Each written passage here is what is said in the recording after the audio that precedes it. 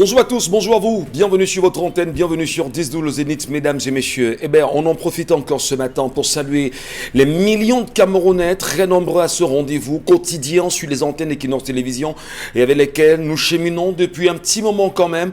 Le temps de vous dire merci pour vos nombreuses contributions, merci pour vos encouragements, merci pour vos soutiens inconditionnels, merci en même temps pour ceux et celles qui, au-delà des frontières du Cameroun, choisissent de s'arrêter chaque matin sur Equinox Télévision avec ce programme. On en profite également pour le rappeler. Qu'est-ce qui peut justifier le mensonge d'État aujourd'hui au Cameroun à la suite de la grève ou encore sur la grève initiée par les enseignants au Cameroun? Hier, il y a eu naturellement une réunion à la primature avec des personnes qui n'ont rien à voir avec le mouvement OTS et ce matin, à travers les médias gouvernementaux, ils ont fait savoir que la grève a été entérinée, que non, ils nous ont fait savoir ce matin que c'est faux, gros mensonge quand même. Qui sont ceux qui ont choisi aujourd'hui de manipuler les enseignants, de manipuler le peuple camerounais au moment où les enseignants en même temps du supérieur ont fait savoir le 28 février dernier qu'ils risqueraient eux aussi d'entrer dans cette grève car les revendications sont énormes quand ils rappellent qu'il n'y a pas d'avancement pour les enseignants du supérieur et en même temps ceux qui sont dans les jurys ne bénéficient de rien véritablement. La question interpelle plus d'un Camerounais. Devrait-on rester muet en tant que citoyen camerounais à la situation des enseignants aujourd'hui? Comment justifier que malgré la crémotte, que rien ne soit fait au moment où on en parle? Comment interpeller les uns et les autres autour d'une solution évidente à donner à cette grève qui s'enlise depuis presque 2 semaines déjà? Madame, Messieurs, la question est évidente, il faut en parler, on ne saurait se taire. Sur la question des lignes 65 et 94 aujourd'hui au Cameroun, qui sont ceux qui estimeraient qu'il y a du tripatouillage autour de la fortune publique, qui sont ceux qui voudraient également se maintenir au pouvoir ou encore s'accaparer des richesses du Cameroun en tentant de faire chanter les citoyens camerounais qui sont aux affaires aujourd'hui. Comment comprendre cette dernière missive envoyée et qui souhaiterait que l'on puisse faire la lumière sur les lignes 65 et 94 aujourd'hui au Cameroun? Qu'est-ce que ça cache véritablement? D'ailleurs, selon certaines analyses, on laisse entendre que ceux qui sont tapis derrière voudraient bien sûr se faire le pouvoir du Cameroun à travers le chantage en maintenant ceux-ci soit à leur poste s'ils n'accepteraient pas de marcher comme le voudrait X ou encore de tout faire pour museler ceux qui éventuellement pourront d'ici 2025 être de potentielles personnes à même de jouer en défaveur de ceux qui veulent prendre le pouvoir. Le pouvoir appartient-il au Cameroun à une caste de Camerounais? Le peuple peut-il enfin se réveiller et se demander qu'est-ce que je ferai de mon avenir? La question, madame, messieurs, il faut se la poser. Charles Amel Mbachou nous retrouve ce matin, comme la grande famille également, Isabelle Carros de Penbon, Bengan et Dominique Audrey. Charles Amel, comment allez-vous ce matin? Bonjour à vous et bienvenue, cher monsieur. Bonjour, monsieur Michel Ngachou. Bonjour à tous les téléspectateurs. Depuis le début du mois de janvier 2022, les Camerounais crient, les Camerounais pleurent, les Camerounais se lamentent. La vie est chère, le marché coûte cher, il n'y a pas d'eau, il y a la crise énergétique, la question des enseignants. On a vu le ministre du Commerce aller plutôt arrêter les gens qui vendent le beurre margarine. On fait le riz avec la margarine, monsieur le ministre.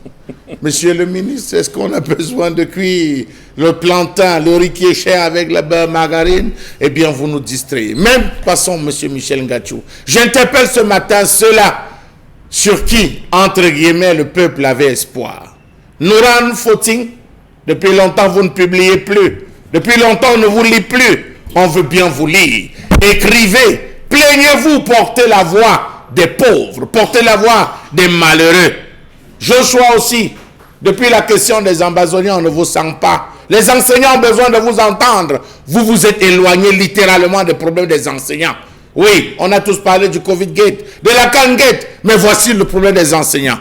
Cabral Libi, PCRN, vous aussi on ne vous entend pas. Vous êtes trop éloigné de la question. On veut bien que vous posez les bons problèmes, que vous preniez les bonnes résolutions pour peut-être aider ces pauvres.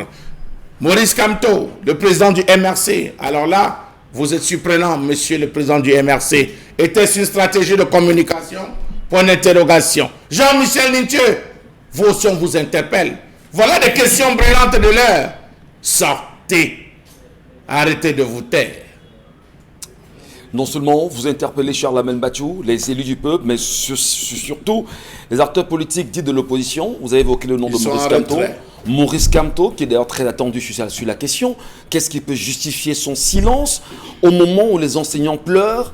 Parce que là, à un moment donné, d'aucuns se sont dit, mais d'accord, s'il sort, on parlera de récupération. Mais au moins, ce qu'ils récupèrent, que ces leaders politiques de l'opposition récupèrent au moins, pour donner la voix aux moins enseignants. On en parle justement ce matin. Isabelle Carozoupet, bonjour madame, bienvenue ce matin. Bonjour à vous Michel Ngachou, bonjour aux téléspectateurs, bonjour aux enseignants vacataires, eux aussi qui rentrent dans la danse. Ils sont déterminés à faire entendre leur voix. Est-ce que vous n'avez pas peur quand même? Parce que les enseignants vacataires aussi, la crainte c'est que le privé risquerait dans les jours à venir de faire d'autres revendications aussi en ce qui concerne les conditions de travail des enseignants dans le secteur privé au Cameroun. Mais je crois que si eux aussi commencent à s'aligner avec les autres, ça va rendre la situation davantage plus compliquée. Si les établissements privés aussi sont affectés, vous voyez que de plus en plus, ça va prendre des proportions plutôt inquiétantes davantage. Donc je crois qu'il est urgent que le camp d'en face réagisse. Vraiment, c'est le plus important, que ces derniers puissent réagir. Je crois que ça ne coûte pas les yeux de la tête. C'est ce que ces enseignants revendiquent, c'est de leur droit. Et je crois que la solution est à portée de main des autres. Mais seulement, comme on adore être assez laxiste dans certaines choses, on aime toujours attendre justement quand les choses se fermentent ou alors quand on parle de gangrène avant de pouvoir réagir. Malheureusement, c'est un cycle camerounais. Mais on espère au moins que pour cette fois, ces derniers se bougeront parce qu'on parle quand même de l'éducation qui est un domaine pour moi extrêmement sensible. Bombok Mbengan, Kandje, patriarche devant Dieu et les hommes. Bonjour à vous et bienvenue ce matin sur le Zénith. Bonjour Monsieur Ngachou Numba, bonjour à vous chers téléspectateurs. On parle toujours de la grève des enseignants. Charlemagne a évoqué d'entrée de jeu des noms d'acteurs politiques de l'opposition importants qui sont muets sur la question des enseignants. Trahison ou pas? Non, trahison, mais en réalité, ils n'ont pas le courage de dire ce qui se passe. Ce qui se passe, c'est que, étant dans l'enclos colonial français, dans le giron français, on a peur de prendre un engagement qui puisse ne pas obéir aux orientations de l'Élysée, c'est tout.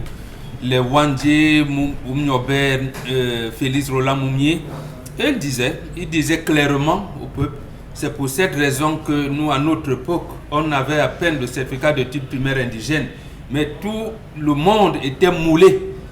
Ils savaient ce que veut dire l'indépendance, réunification, élévation du standard de vie des populations. Aujourd'hui, vous êtes docteur en doctorat, agrégé en agrégation, ingénieur en ingénierie et tout ce que vous voulez. On a peur parce que justement l'Occident les a fragorifiés. On a peur au moment où ceux qui sont à la base de la construction d'une société, ceux qui portent le savoir, ceux qui ont pensé la vie de ces acteurs politiques aujourd'hui qui sont reconnus d'une autorité nationale et même internationale, ils sont dans la grève et ces derniers ont choisi de se taire. Parce qu'on appelle ça l'impasse. Parce qu'on veut faire plaisir à l'Élysée. Le pouvoir est dans l'impasse, c'est-à-dire n'arrive pas à apporter des solutions aux problèmes qui se posent. L'opposition également est dans l'impasse parce qu'elle n'a pas de projet alternatif face à l'impasse actuelle. Très bien. Dominique Audrey, bonjour madame, bienvenue ce matin. Bonjour Michel Ngachou, bonjour aux téléspectateurs. Petit regard sur les enseignants.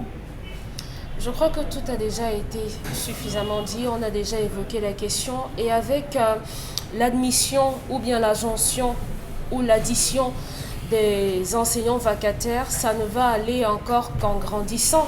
Donc vivement que des mesures soient prises pour qu'on n'en arrive pas là.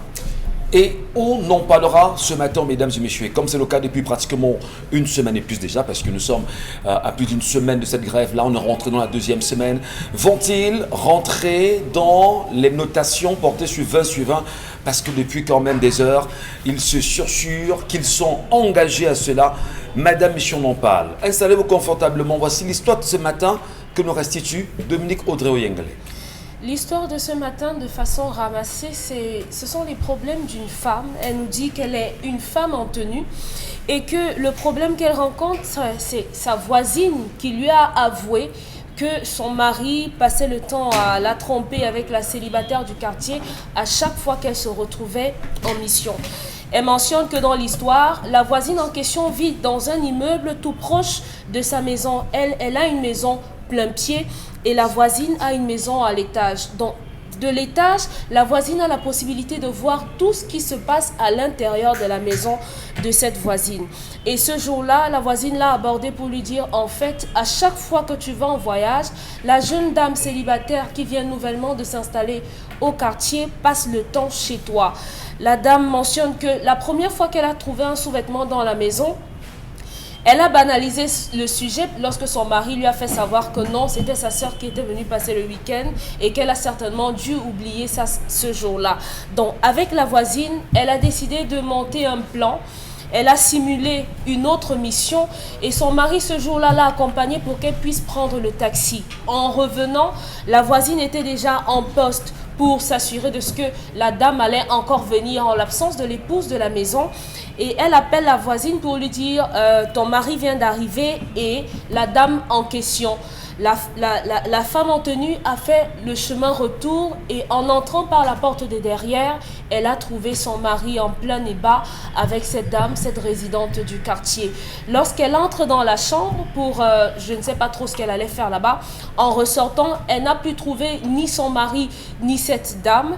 Pendant une semaine sensiblement, son mari n'est pas revenu à la maison. Elle a pris sur elle d'aller dans le village de celui-ci pour voir si celui-ci s'était réfugié chez sa mère, mais aucun membre de la famille du monsieur ne l'a encore vu jusqu'ici.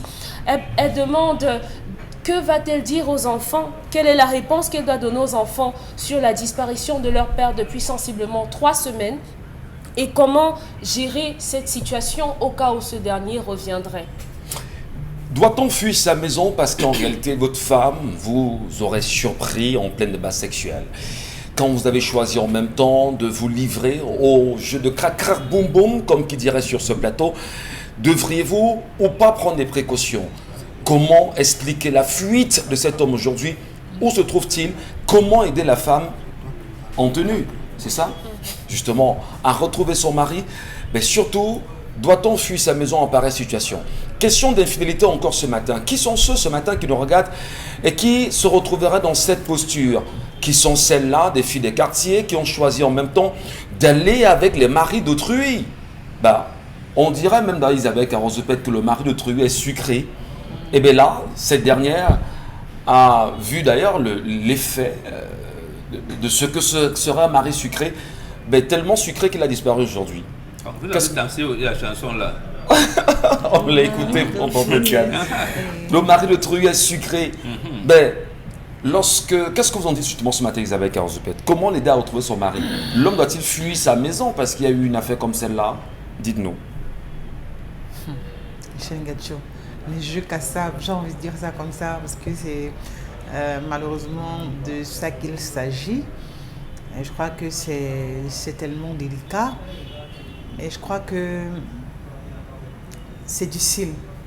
Quand on se met dans la peau de cette femme, on comprend que c'est difficile. Parce que je crois que là où le bas blesse, parce qu'elle a retrouvé cet homme qui est son mari dans leur maison à eux et avec une autre. Donc là, c'est difficile à porter. Mais moi, je crois que les leçons qu'il faut tirer aussi des fois, c'est de ne pas trop chercher. Quand votre voisine vous dit que votre mari est infidèle, dites à votre voisine, je ne vous ai pas payé pour surveiller mon mari en réalité. Parce que lorsque l'œil voit, c'est là où le cœur... Justement, à Maï, il y a des souffrances. Parce que maintenant, qu'est-ce qu'elle fait? Est-ce qu'elle divorce? Est-ce qu'elle abandonne les enfants? Est-ce qu'elle-même part de cette maison? Est-ce qu'elle va dire à cet homme, ok, toi et moi, dorénavant, c'est terminé? Est-ce qu'elle restera dans ce foyer? Quelle sera la suite de leur relation? Tellement de questions où des réponses sont inexistantes. Donc, et aujourd'hui, qu'est-ce que la voisine gagne en sachant que vous n'êtes plus avec votre mari? Peut-être la voisine en question est celle-là qui voulait à tout prix être avec votre mari et qui s'est dit, ok, d'accord, il faut que je monte une histoire de toute pièce pour que vous laissiez votre mari et qu'elle puisse aussi venir être avec ce dernier. Ça aussi, vous devez le savoir et être suffisamment aguerri par rapport à ça. et ne pas faire attention à ce que les autres disent. Découvrez de vous-même parce que vous êtes tombé dessus fortuitement, mais pas parce que la voisine vous a dit vraiment Isabelle, écoute ton mari ici, ton Est-ce mari. qu'elle a un peu de compassion pour vous, la voisine, quand elle vous le dit quand même? De quelle Elle se dit- compassion s'agit-il, Je Michel pose la Gatou? question De quelle bêtement. compassion? Est-ce Non, qu'il je y a veux pas de comprendre. compassion? De quelle compassion s'agit-il? S'il est ci ou s'il est ça, ben, ça reste votre mari, ça reste notre cuisine interne et c'est pas à la voisine de pouvoir interférer. Non, pour dire simplement aux femmes, ne laissez pas les autres s'immiscer dans votre couple. Si vous avez l'intention d'abandonner, de quitter votre mari, faites-le de votre gré. Ne le faites pas parce que ce sont les autres qui vous l'ont dit. Pas parce que c'est pas la voisine qui te dira voici ce que ton mari fait. C'est pas la voisine qui te dira abandonne ton mari. Non, faites-le de vous-même. Que chacun porte sa croix et que chacun assume ses décisions. Parce qu'en réalité, vraiment, c'est vous qui décidez d'être avec l'autre. Il n'y a pas quelqu'un qui soit derrière moi à la mairie. Je pense qu'on vous demande toujours est-ce que vous êtes d'accord d'épouser tel? Est-ce que vous voulez être avec tel? Le maire prend le temps de poser cette question parce qu'il sait qu'il y a des personnes qui viennent dans la mairie parce qu'elles sont sous pression des familles, sous pression de X, sous pression de Y. Donc, c'est vous qui devez avoir le dernier mot, de dire oui, j'accepte et non, je n'accepte pas. Donc, je crois qu'elle a cédé justement par rapport aux propos de la voisine. Aujourd'hui, elle paye le prix lourd. Elle se retrouve sans mari. Elle ne sait pas là où ce dernier se retrouve. Les enfants, aujourd'hui, qui sont sans père, elle ne sait à quel sens se vouer. Elle ne sait pas comment gérer la suite. Et entre-temps, la voisine est tranquille dans son coin aussi. Mais en même temps. Mais est-ce qu'il faut dire... Est-ce que la voisine vous le dit? Oui, d'accord. Vous dites, je ne vous ai pas mis en mission pour suivre mon mari. Oui. C'est qui est tout à fait normal. Oui. Mais la voisine vous dit quand même, ben, j'aime bien ma voisine là. Je ne souhaiterais pas la voir demain, je ne sais pas trop, pleurante, on va le dire ainsi, parce que voilà, elle serait porteuse d'une, je sais pas trop, d'une maladie quelconque. Est-ce que je ferais pas bien de la prévenir? Est-ce que je ne ferais pas bien de lui dire, ben, écoute, en tant que femme, fais attention. Je parle comme ça bêtement, pour dire qu'au-delà du fait qu'il n'y ait pas une surveillance recommandée sur votre mari, il y a quand même une bonne foi derrière, peut-être. Non, moi je Isabelle. crois que c'est pas une bonne foi. Moi je crois que c'est des choses qu'il ne faut pas tolérer, Ouais. qu'il ne faut même pas commencer. C'est-à-dire que quand la voisine commence à vous dire vraiment ton mari hier quand tu n'étais pas là, vraiment il s'est permis de faire ci. Quand tu n'étais pas là hier, ton mari a ramené 2 amis à la maison, ils ont passé la nuit ici. Quand tu n'étais pas là, la voisine n'est pas là pour vous faire des comptes rendus sur votre mari. Elle n'est pas là pour vous dresser des rapports. Elle n'est pas là pour vous dire, pour vous parler de ses faits et gestes. Qu'est-ce qui ne vous dit pas qu'elle a été avec lui? Peut-être ça a capoté, vous aussi, que voilà votre mariage à vous capote. Donc je dis, il y a tellement de choses là-dedans. C'est pour ça qu'il ne faut même pas démarrer. Maintenant, pour cet homme, je crois que c'est assez osé. On est d'accord que oui, être infidèle, c'est leur essence, ça fait partie de leur ADN, leur façon d'être, d'agir, de se comporter et tout. C'est impossible de pouvoir dissocier infidélité d'un homme. Ça, justement, on vous le concède. Mais on dit le minimum que la femme recherche et désire, c'est un minimum de respect. Pire encore, de son espace, de votre espace, de votre concession familiale, qui en réalité est un lieu sacré. Et ce que monsieur a fait, c'est qu'il a désacralisé cet endroit et sera compliqué de recoller les morceaux. Je reviens à Dominique Audrey. C'est très important qu'on en parle de Dominique Audrey. Lancer une recherche, ou bien se lancer à la recherche de son mari, quel espoir pour cette femme? Qu'est-ce que vous lui dites, vous? Il faut savoir pourquoi elle recherche le mari en question. Elle aimerait simplement donner une réponse aux enfants de ce dernier, aux 3 enfants de ce dernier, qui aimeraient bien savoir où est leur père. C'est tout. Je ne suis pas sûre qu'elle recherche son mari parce qu'elle veut lui faire des bisous, des câlins.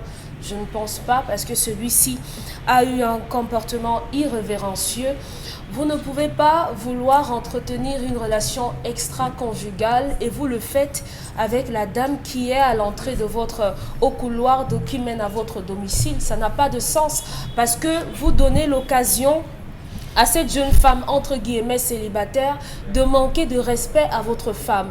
Aujourd'hui, on a une telle propension à la violence que cette femme, heureusement, elle a la maîtrise. Elle aurait pu sortir une arme, sortir une machette, un gourdin et taper sur vous. Et après, on serait en train de filmer et faire un rapport selon quoi un crime passionnel, une femme a trouvé et elle a tué, et ainsi de suite. Il ne faudrait pas pousser les uns et les autres à certaines extrémités parce qu'on est fait de chair et qu'on est humain et qu'il y a des choses qu'on ne saurait gérer tant qu'elles ne nous sont pas encore arrivées. Cet homme est allé très loin. Parce qu'il y a aussi que la dame de la maison n'a Alors, pas été la attentive. femme d'en face, la femme d'entrée, justement, c'était le c'est une provocatrice, en réalité, et qu'après, sur elle, de dire, bon, d'accord, j'ai ciblé mon homme, je sais pas, là, c'est tellement des appétits. Qu'est-ce que vous dites aux hommes dans ce cas? Les hommes ne sont pas des chèvres. Parce que lorsqu'on a un berger, c'est vous qui donnez la direction à vos bêtes. Si vous dites traverser la route ou bien aller paître de ce côté, les bêtes iront là-bas. Ce n'est pas parce qu'une femme s'est mise à poil devant vous ou bien qu'elle a soulevé sa cuisse devant vous que vous devez forcément avoir une réaction. Les hommes ne sont pas censés des chiens.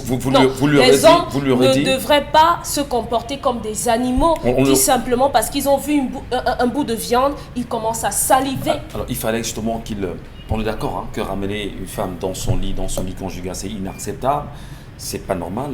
Il fallait qu'ils s'en écartent, qu'ils aillent très loin, c'est ça. Puisque vous avez légitimé ce qui semble être la non, fidélité. j'ai pas légitimé. Non, quand je parle de vous, je parle des autres. Ah, d'accord.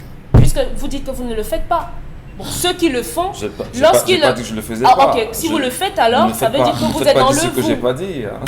Vous faites ou vous ne faites pas. Si vous dites que vous ne faites pas, on s'adresse à ceux qui le font. La vie est comme elle est. Si vous le faites, pour ceux qui le font, ils devraient avoir un minimum de tact. Parce que rien d'abord n'explique que vous le fassiez. Et maintenant, puisque vous le faites, vous ne le faites pas avec la première venue. Vous ne le faites pas devant vos enfants. Parce qu'aujourd'hui, on est en train de fabriquer, si les enfants sont de sexe masculin, on est en train de fabriquer 3 infidèles demain qui manqueront de respect à leurs épouses en ramenant des femmes chez eux. Donc, à cette dame, je ne sais pas si c'est à vous de dire à la famille de votre mari qu'il a disparu de la maison parce que simplement vous l'avez trouvé en plein débat avec une autre femme. Mais à la voisine, je dirais, si jamais vous avez envie aux voisins, si vous avez envie de passer ce genre d'informations à vos voisins, il faut trouver les mots justes. Il faut trouver la manière. Il ne faudrait pas le leur dire directement, vous donner des indices. Parce que quoi qu'on dise, on a fini par apprendre sur ce plateau qu'on vit en communauté et que la communauté a un droit de regard sur les agissements. Donc on ne peut pas faire sans les voisins qui nous révèlent un certain nombre de choses. Je vous relance, Dominique Audrey, sur le comportement de la jeune fille, prédatrice en même temps du mari d'autrui. Selon vous Bon, prédatrice parce qu'elle a quand même accepté rentrer chez cet homme, aller dans son lit conjugal. Ça fait d'elle une prédatrice? Naturellement. Si elle avait un peu de moralité, elle aurait compris qu'il faut respecter l'espace de l'autre femme et ne pas y aller. Pourquoi est-ce qu'on verrait que l'homme est l'animal qui a vu la viande et qui ne peut pas s'en défaire? N'est-elle pas également à l'origine justement du mal que vivait cette femme aujourd'hui? Elle n'a rien fait. Donc, avec le temps, on finit par pourquoi apprendre. elle accepte de rentrer dans le lit? Elle a répondu à une invitation. Ah ben. Oui, elle a répondu à une invitation. Qui l'a invitée? Oui, on vous invite, vous dit bon d'accord. Tapez sur la personne qui a invité. Au moins pour mon image, moi j'y viens pas. Quelle image? L'image de la femme que vous êtes. Ah. C'est vous qui pensez que ces femmes qui rentrent dans les lits d'autres femmes ont des images à préserver. Elles n'en ont pas. Elles n'ont pas de scrupules. Alors c'est du n'importe quoi. Et dans ça, vous avez décidé de traîner votre femme dans la boue en vous mélangeant avec ce genre de femme. Oui. Parce que même quand vous voulez tromper votre femme avec une femme qui a un minimum d'éducation. Pendant la préparation de l'histoire, on a échangé avec un journaliste qui faisait savoir que dans les années 80, toutes les femmes qui étaient des maîtresses avaient un peu de scrupules. Elles se respectaient et elles restaient à leur place au point où certaines même refusaient le mariage. Mais aujourd'hui, lorsque la femme est une maîtresse d'un autre homme, c'est elle qui veut tout le temps s'afficher, c'est elle qui veut venir dans votre lieu de service, c'est elle qui veut vous appeler à des heures indues. Donc choisissez vos maîtresses. Puisque vous avez décidé d'en avoir, choisissez bien vos maîtresses. Merci. Elles doivent avoir un minimum d'éducation, un minimum de retenue et un minimum de tenue. Cher Lamel Mathieu, je me retourne vers vous justement sur la question. Doit-on fuir son foyer parce que sa femme l'aurait surpris en plein débat sexuel? Doit-on... La surprise. Bon, la surprise, d'accord. Et vous fuyez votre foyer, vous abandonnez femme et enfants, maison. Qu'est-ce qu'on fait pour ce type d'homme? Où est-ce qu'on peut le rechercher? Rien. Rien. Laissez-le là où il est. Pourquoi? Mais monsieur Michel Ngatchou, elle cherche son mari. C'était le prétexte. De partir? Oui, le gars cherchait le prétexte. Il y a des fautes qu'on ne commet pas à la surface de réparation. Il a commis la faute parce qu'il cherchait le prétexte. Là, de suite, les arbitres que sont les familles vont repositionner le vrai débat qui est la polygamie. J'ai dit non. J'avais dit ça. Qui est la polygamie. Là, on est hors sujet, Michel. On n'est pas hors On sujet. est hors sujet. C'est même le sujet On là. est hors sujet. C'est même le sujet On est là. hors sujet. Monsieur Michel Gatou. Non. Il est en train de dire sur notre terrain. Il est en train de dire sur notre terrain. La polygamie. Non. Oh. Qu'est-ce qu'on a dit ici? On vous prend en flagrant délit, monsieur, prenez vos bagages, libérez l'espace, créez le prétexte. Non, vous n'avez pas demandé qu'à Mozoum le fasse ce matin, ça va, mais parce que Voilà un qui a fait. le danger, c'est que Voilà un ce qui matin. a fait, monsieur Michel Gatou. Voilà un qui a fait. C'est la victime qui recherche là son boulot. Non. Alors, le boulot, tu es où? Monsieur Badji. Ah, tu es Monsieur occupé. Badji, non, je vous coupe d'abord. Faut couper. Le danger, c'est quoi? C'est qu'il y a des hommes qui veulent le gars ce matin Ouais. et qui auront le sentiment qu'il faut créer absolument ces Et vous allez conditions. envenimer des foyers, c'est pas Monsieur normal. Michel Non, Gatou. il faut. Non, Chalamel. Appelez ça. Non, J'attendais ce Chalamel. sujet. Il y a la crise de polygamie au Cameroun. Les gens veulent avoir plusieurs femmes. Laissez-les avoir plusieurs femmes. Monsieur Vous Michel. n'en avez pas les moyens. Ce n'est plus question de moyens. Vous Celui-là a n'en les avez pas les moyens. moyens. Il a réduit les coûts. Moins d'hôtel dans la chambre conjugale. Il a bon? réduit le coût, oui. Non, mais vous Vous n'avez êtes pas- d'accord? vous n'avez pas validé quand même ça, Monsieur monsieur Michel Gatou, on est là dans un contexte de polygamie. Il recherche la polygamie, dites-vous. Monsieur Michel Gatou, même la voisine qui a dit est dans le coup, elle-même va entrer. Même la voisine qui lance les trucs va entrer. Elle aime trop la femme qui est dedans. Elle aime trop la femme qui est dedans. Non. Elle dit que viens, ta femme là, il faut la chasser, elle n'est pas bonne. On chasse pour qui entre. On chasse pour qui entre. Quand la voisine célibataire dit que tu es une mauvaise femme, chasse là, c'est pour qui entre, c'est elle. Elle commence à préparer les repas, elle t'envoie tous les jours. Elle dit, oh, j'ai préparé, mais comme ta femme là, comme elle est là, je t'amène au service. La voisine, elle me met dans le coup. Donc, ici, monsieur Michel Gatou, Vous n'êtes pas sérieux. là. non, disons la vérité, que l'homme là, repose-toi bien, mon beau. Repose-toi bien. Tu attends, la famille, on va convoquer. Tu crois que sa famille ne sait, vous croyez que sa famille ne sait pas là où il est? La famille de l'homme ne sait pas là où il est? Famille hypocrite. On connaît là où le gars est. On lui dit ne bouge pas. Pour réussir le mariage, monsieur Michel Gatou, il faut être sourd et aveugle. À qui le dites-vous? À Il y la a femme? toutes les femmes. Et les femmes qui sont monogames, à un moment donné, faites asseoir votre mari. En fait, celles qui ont signé monogamie. Faites asseoir votre mari et dites-lui que vraiment, si jamais tu ne rentres pas un jour, je te cherche où? Chalamel. Vous voyez le rire. Non. Vous voyez, si un jour tu ne rentres Non, pas, Michel Gatou, je ce te n'est pas cherche normal. où? Il y a des gens qui écoutent Oui, ce programme. oui, Non, disons ça va, la Vous voyez les vérité. gens faire quoi? Non, c'est que vous êtes trop poli sur ce plateau. Dites la vérité. On va le reprendre. On va le Monsieur reprendre, Michel Gatou, demandez aux femmes là qui sont à la maison. Oh mon mari, dites-lui, si un jour tu n'es pas là, je te cherche où? Dis-moi. Je sais que dehors là, tu ne peux pas être seul. Donne-moi au moins un numéro. Si tu rentres tard, j'appelle. L'homme va dire, je te reviendrai. Il va aller réfléchir. Il va aller réfléchir. Jusqu'à donner le bon numéro. Si cette femme était entrée, n'avait pas parlé, elle n'avait pas gueulé, elle était ressortie tranquillement, sans un mot. Voilà ce qu'on appelle bonne femme. Sans un mot. Elle voit, elle ressort. Mais c'est ce qu'elle a fait. Elle ressort. Elle n'a pas Non, parlé. on l'a vu. chambre. On l'a vu. On ne devait pas la voir. Elle ressort. On ne dérange pas un sorcier en plein action pour mourir. Elle sort. Elle revient le soir. Elle dit, chérie, est-ce qu'on peut sortir manger? Ils vont manger. Je dis, avec un silence de carpe. Allons manger. Allons prendre un pot. Ils vont y prendre un pot. Ils causent, ils échangent. Il dit, ouais, chérie, ouais, monsieur Michel Gatou, laissez-moi vous dire comment ça se passe. J'ai peur pour les Elle enfants. rentre à la maison. Hein? Elle dit à son mari, j'ai besoin de toi, mon mari. Tiens-moi comme tu ne m'as jamais tenu. Oh là là. À la fin, elle lui dit, écoute, est-ce que tu as eu besoin de faire ce que tu as fait là aujourd'hui? Elle aura réduit l'homme à sa plus simple valeur. Est-ce que tu as eu besoin? Je vous ai vu, je suis sorti. C'est sale. Les enfants vont penser quoi? Le quartier. Est-ce que tu sais que tout le monde parle au quartier? L'homme va devenir petit et il trouvera la force parfois de dire à la femme, écoute, c'est parce que cet univers, c'est parce qu'il y a un conflit entre toi et moi, c'est parce que l'homme prendra soit l'engagement de lui dire, j'ai dit vraiment, je ne peux pas, tu ne me satisfais pas, j'ai besoin d'avoir une autre femme. Non, il faut dire, c'est des causeries que les gens n'ont pas. Sur 100 problèmes qu'il y a dehors, 80% c'est le sexe. Ça vient pas. J'ai dit, monsieur Michel Gachou, sur 100 couples qu'il y a dehors, 80% c'est le sexe. Vous allez voir que cette femme policière ne va pas chez elle, elle est toujours en garde. 2 jours elle est en garde, 3 jours elle est en garde. Est-ce que tu sais comment on mis en garde? C'est moi qui me garde. C'est tous les jours. Oui, il y a des femmes policières qui sont tous les jours, ils sont en Mais garde. est-ce que c'est tous les jours? Dans quel type de garde elle est? Elle-même a déjà dit de quel type de garde elle est. Mais son mari n'ira pas la surveiller. Et il n'ira pas la surveiller. Donc il faut qu'il pose le problème, c'est dire à l'homme, c'est le prétexte. Oui. Et derrière ce prétexte, il y a forcément des causes qui développent les causes. Bon, Bengan. Vraiment, il faut trouver des solutions à ça.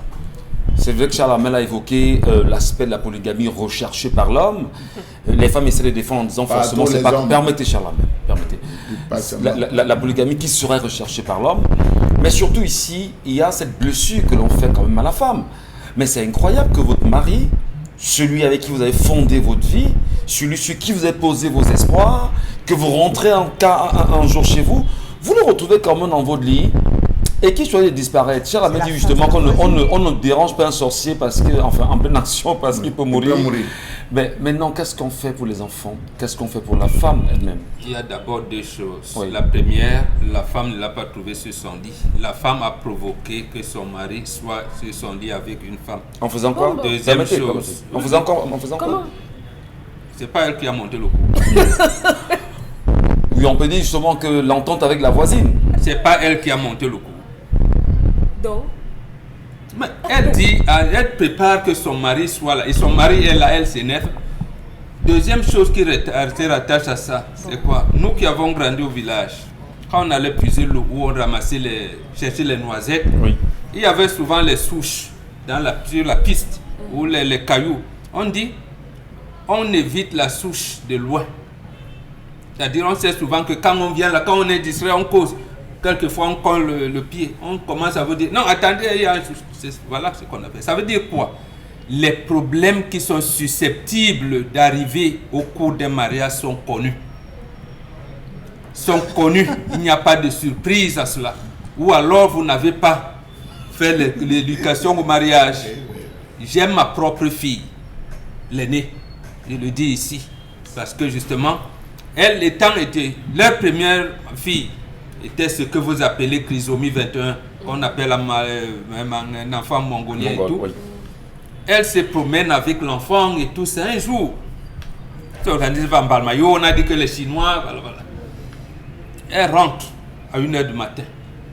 C'était à l'époque, je donne même les jours où on regardait les matchs de football en 86 au Mexique. C'était les matchs qui se passaient à 2h du matin et tout. Ouais. Elle rentre, elle trouve son mari avec une fille, une de leurs voisines dans sa chambre.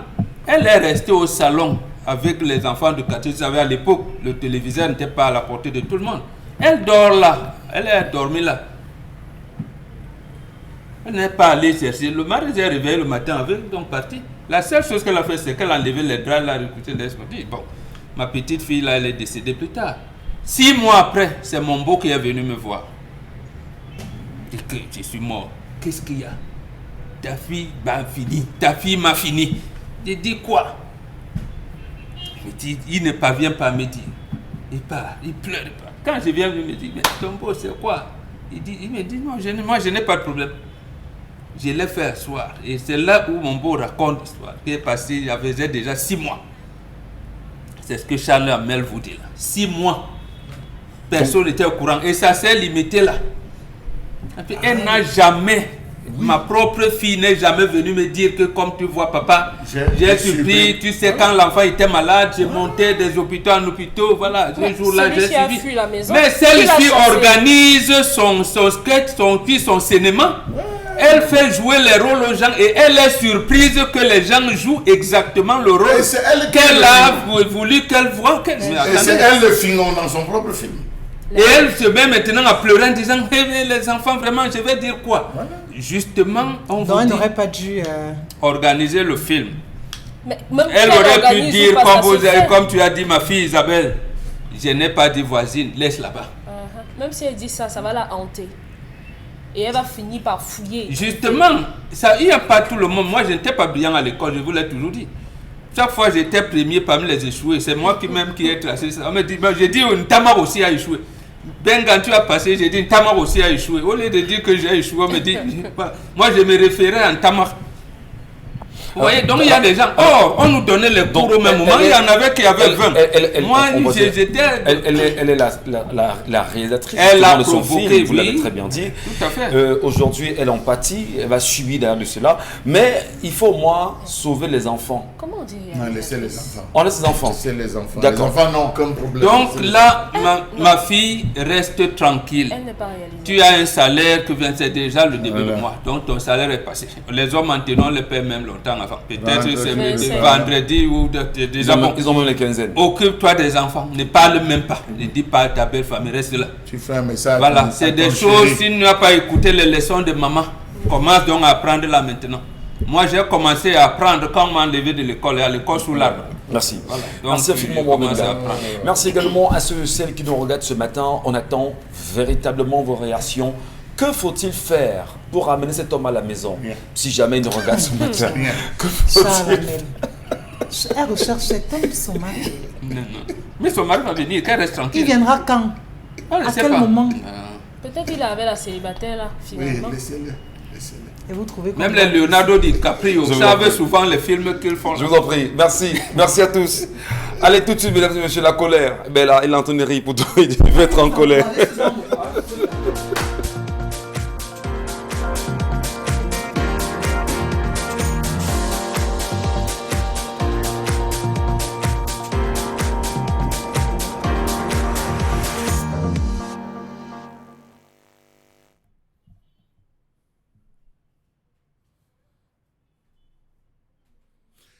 Je m'interroge ce jour sur la question de la suspension de l'homologation des médicaments par le ministère de la Santé dans ce pays. Nous étions en 2019, prérogative du l'ANACOM. D'après le décret numéro 98/405/PM du 22 octobre 1998 fixant les modalités d'homologation et de mise sur le marché des produits pharmaceutiques, toute commercialisation de médicaments sur le territoire camerounais doit se faire après obtention d'une autorisation de mise sur le marché baptisée AMM, autorisation de mise sur le marché suite à un examen administratif et technique par les autorités compétentes. Nous sommes jeudi, mercredi, il faut bien le préciser. Quel est le rôle de l'inspection pharmaceutique qu'est devenu le projet de pharmacovigilance? Comment comprendre la suspension de l'homologation des médicaments par le ministère de la Santé dans ce pays? Question. Pourtant, l'on sait que les voies de pénétration de ces médicaments sont diverses. Et il y en a qui arrivent au Cameroun sous forme de dons, mais qui se retrouvent sur le marché camerounais. Oui, il y a des médicaments qui entrent au Cameroun sous forme de dons de la coopération X, dons de l'ONG Y et j'en passe.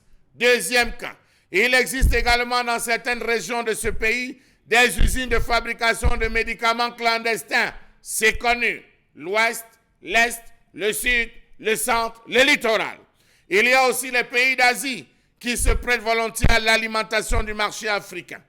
Le principal fournisseur reste le Nigeria, auprès de qui s'approvisionne la majorité des pays africains depuis le début des années 80. Voilà 4 voies de pénétration connues. Comment procède-t-on donc à l'homologation des médicaments qui arrivent sous forme de dons? Ceux qui sont fabriqués dans des usines clandestines, ceux qui viennent d'Asie et les principaux fournisseurs, le Nigeria, question. Comment comprendre la suspension de la quote-part des droits d'homologation depuis le mois d'avril 2019 et d'autre part, le non-paiement des frais d'analyse par les administrations? Oui, il faut le dire, l'ANOR ne paye pas, les gendarmeries ne payent pas, la douane ne paye pas et les grossistes privés aussi se sont pliés à ce jeu. Savez-vous que l'insolvabilité de l'Agence des normes et de la qualité ANOR, la douane camerounaise et la gendarmerie nationale ont également contribué à plomber les activités du LANACOM en 2020 à cause de cette affaire de l'homologation des médicaments dans ce pays? Question. La santé financière du laboratoire national de contrôle de qualité des médicaments et d'expertise s'est davantage détériorée en 2020 à cause d'une mesure. Cette fameuse mesure prise par le ministère de la Santé en avril 2019 visant à suspendre l'homologation des médicaments par le LANACOM pour se réapproprier les prérogatives préalablement dévolues à cette institution d'expertise avérée en la matière. Qui donc, si ce n'est le LANACOM, qui à ce jour homologue alors les médicaments dans ce pays? Le ministère de la Santé, oui. À travers quel type d'évaluation? À travers quel type de contrôle? À travers quel type de supervision? À travers quel type ou quel mécanisme mis en place pour pouvoir repérer les niches, les faux médicaments sur le marché? Question. Les médicaments consommés par les Camerounais sont donc contrôlés par qui à ce jour? Un même produit au Cameroun peut avoir 6 à 7 copies différentes. Même désormais dans les pharmacies, vous pouvez marcher, vous allez vous rendre compte qu'il existe 6 à 7 copies différentes. Ceci est sans doute la preuve d'une concurrence assez rude entre les contrefacteurs pour qui l'activité est très florissante du fait que le ministère de la Santé, entre guillemets, s'est tout réapproprié. On ne sait plus comment faire ni comment fonctionner. Pense-t-il seulement aux consommateurs et malades final? Question. Le vendeur est très peu soucieux de l'état de santé de l'acheteur, encore moins de l'état de dégradation que subissent ces produits exposés la plupart du temps au soleil et qui, selon certaines indications, deviennent par la suite toxiques. Les médicaments qui devraient normalement être saisis ne l'ont été que quelques rares fois, des fois qui ne sont presque toujours soldés par de simples restitutions, après négociation ou suite à des influences venant de telle ou telle autorité. On se rappelle en 2020, 2019-2020, nous sommes en pleine période de Covid. On a procédé à une saisie de médicaments dans cette ville de Douala. Les médicaments avaient été saisis parce qu'on disait que c'était de faux médicaments. Force a été de constater que 6 heures après cette saisie, on a procédé à une simple restitution parce qu'un coup de fil serait venu de Yaoundé. Où on aurait dit laissez le petit là, laissez-le se débrouiller. On se débrouille comment? Lorsqu'il n'y a pas d'homologation. Comment comprendre que le ministère de la Santé se retrouve à cumuler certaines prérogatives dévolues à certaines structures? En juillet dernier, une importante opération de ratissage de 16 ports maritimes des côtes Est et Ouest de l'Afrique a permis à l'Organisation mondiale des douanes de saisir près de 82 millions de doses de médicaments illicites d'un montant de plus de 40 millions de dollars, dont du sirop antitoussif, des antiparasitaires et des antipaludiques, ainsi que des antibiotiques et des contraceptifs. On se souvient par exemple qu'en septembre 2000, 109 enfants avaient perdu la vie au Nigeria après avoir ingurgité un sirop de paracétamol qui contenait un solvant industriel. Au Niger, on a déniché des colis fabriqués à base d'eau contaminée. Combien de personnes, après avoir acheté de l'aspirine ou de la quinine au Cameroun, se sont rendues compte qu'il ne s'agissait que du talc ou de la farine, ou encore de l'alcool à 90%, qui s'est révélé n'être que de l'eau pure? Savez-vous que le bilan des activités 2020 laisse apparaître que le laboratoire a analysé 67% des échantillons reçus, constitués essentiellement de médicaments et de produits connexes? À ce jour, rien n'est homologué. On pose des questions à gauche, on pose des questions à droite. Rappelons-nous au moins, ou ayons en souvenir, que c'est grâce au LANACOM et à son contrôle qu'on avait découvert le faux, l'hydroxychloroquine comprimé de 200 mg. On avait pu mettre la main sur cela grâce au LANACOM, et le groupement mobile d'intervention à Douala avait saisi dans la capitale économique des cartons de fausses chloroquine et de nivaquine, soit 225 000 comprimés en provenance du Nigeria. Aujourd'hui qu'on a stoppé, eh bien bonjour au ministre Manaouda Malachi, certainement l'homologation ne se fait pas loin de ses services. Mon cher Label Mbatio, merci à ceux et celles qui nous regardent et qui tentent en même temps d'ouvrir l'oreille et surtout les yeux sur le type de médicaments que nous ingurgitons, que nous consommons en longueur de journée lorsque nous ne sommes pas en santé. Doit-on toujours rester tranquille et surtout faire confiance à ces médicaments qui sont devenus très dangereux pour beaucoup et même nocifs pour la santé des Camerounais aujourd'hui? Le rôle, la mission, les engagements de l'ANACOM, j'espère que je prononce bien en même temps, est-ce que ces missions justement sont réellement respectées aujourd'hui? On parle même dans la globalité du travail que devra faire normalement le ministère de la Santé publique au Cameroun aujourd'hui. La question ne date pas. Les problèmes autour de la qualité du médicament Bonbon Benga ne datent pas d'aujourd'hui. on a ingurgité des médicaments qui très souvent n'ont pas été homologués, validés même par l'entreprise qui est chargée de la validation ou l'autorisation du médicament mis sur le marché. À votre avis, qu'est-ce qui peut expliquer que le mal soit profond aujourd'hui? Il y a eu blocage ou alors, pour prendre les propos du chef de l'État, il y a eu le goulot d'étranglement dans le fonctionnement institutionnel de notre pays. Il y a des structures qui ont la charge de faire un certain nombre de choses, mais on ne leur permet pas de le faire. Quand on consent à le leur permettre, on ne le fait pas avec célérité. On ne leur donne pas les moyens, quelquefois, ainsi de suite, ainsi de suite. Donc voilà un peu ce qui se passe ici. Je pense que Charles Hamel nous avait fait cas ici de quelqu'un qui est resté président du conseil d'administration de la structure pharmaceutique pendant 42 ans. Pendant plus de 42 ans d'ailleurs. Mais bon, est-ce que ça amène à la célérité dans le fonctionnement? Non. Ici, en réalité, le laboratoire national d'expertise pour ces genres de médicaments, l'ANACOM, n'a pas les moyens, on ne lui donne pas les moyens nécessaires pour se déployer convenablement. Et les structures auprès desquelles il pourrait donner le rapport, soit pour des poursuites judiciaires, soit pour un certain nombre, j'allais dire, de rappels à l'ordre, cette structure ne travaille pas. Par exemple, l'ANACOM peut, quand il saisit, comment il fait son rapport, envoie au procureur territorialement compétent, il peut envoyer au ministère de la Santé publique, ainsi de suite, pour information et tout ça, mais on ne lui donne pas les moyens de le faire. Bien parce que, en fait, les réseaux se sont constitués pour empêcher ce fonctionnement-là, ce bon fonctionnement. Donc, c'est un problème de management. Et même là, il y a une structure au Cameroun qui s'occupe du management public, l'agence nationale, voilà, comment vous l'appelez, de management. Mais est-ce qu'on recycle les fonctionnaires ou alors les hauts cadres de la fonction publique dans le management qu'ils sont censés implémenter? Non. Donc on les trouve là dans ces boulots d'étranglement, dans ces nids qui empêchent ce fonctionnement. Plus alors la corruption, la cupidité qui en rajoute à ce plat déjà consistant. Isabelle Karocher, là maintenant dans sa colère, est revenue sur les voies d'accès, les ouvertures que le Cameroun connaît aujourd'hui, les voies par lesquelles on s'approprie des médicaments qui sont douteux quand même. Comprenez-vous qu'il y ait cette porosité autour des frontières du Cameroun avec les médicaments que nous consommons au quotidien?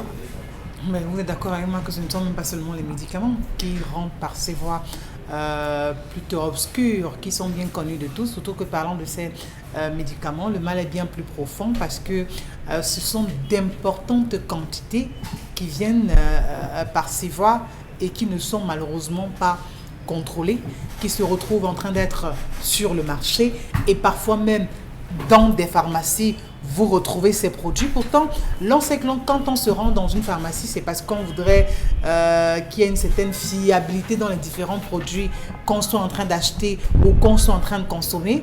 Mais une fois que ça traverse les frontières, vous les retrouvez dans ces pharmacies-là. Ça veut dire que vous n'êtes même pas à l'abri, que ce soit au gazon ou en pharmacie. Décidément, on ne sait plus à quel sens se vouer. Pourtant, on sait là où va le problème, ou alors vraiment à quel niveau il faudrait commencer à pouvoir effectuer un travail qui permettra de stopper ce genre de comportement ou alors ce type de phénomène, surtout au niveau de ces frontières notamment. Et il a parlé de ces entreprises-là qui fabriquent des médicaments. Ça aussi, je crois qu'il est important aussi de faire une veille. Mais on arrive à tout ceci parce que la corruption malheureusement a pris le dessus. La personne qui est chargée de pouvoir transporter tout cela sait très bien que oui, une fois en route, voilà l'enveloppe qui est prévue pour donner à tel poste de contrôle. Quand on sera à tel autre niveau, voilà ce qu'on donnera, ainsi de suite, ainsi de suite, ainsi de suite. Mais maintenant, ce sont les populations, ce sont les consommateurs. Le danger justement, puisque vous y venez, qui sont le danger c'est la consommation. Ce qu'on consomme justement, on a le sentiment qu'on est guéri, Mais en fait, on s'empoisonne, va-t-on dire. On n'est même pas guéri, on se rapproche de la mort. Et à un moment donné, on dit non, peut-être c'est la grand-mère au village, c'est X, c'est Y, j'ai passé la nuit où et tout. Mais simplement, le produit que vous avez consommé n'était peut-être même pas vraiment pour vous, n'était pas de votre âge, ou alors vraiment était déjà périmé. Aussi, parce qu'on sait très bien comment ça se passe pour pouvoir mettre des dates qui nous conviennent, parce qu'on souhaiterait simplement écouler ces produits et se faire de l'argent. C'est pour ça qu'à un moment donné, il faut que vraiment que la CONAC aussi, à des moments, puisse réagir, qu'on puisse aussi stopper un peu cette corruption, qu'on puisse à un moment donné avec ces brigades de contrôle peut-être pas la CONAC concernant seulement, parce que peut-être pas la CONAC, sans me couper, je vous en prie. Il y a également la NOR, l'agence de la norme de la qualité quand même. La CONAC, c'est entre autres, oui. Quel est le rôle d'une telle agence aujourd'hui au Cameroun? Au moins sur la question du médicament, on devrait au moins l'entendre s'exprimer quand même. Elle ne peut pas s'exprimer si elle vit de la corruption. Parce qu'elle est censée réguler, protéger, veiller et encadrer. Ben, si vous ne faites pas votre boulot, quelles sont les raisons qui vous motivent à ne pas le faire, à faire un travail, vraiment à être objectif dans ce que vous faites?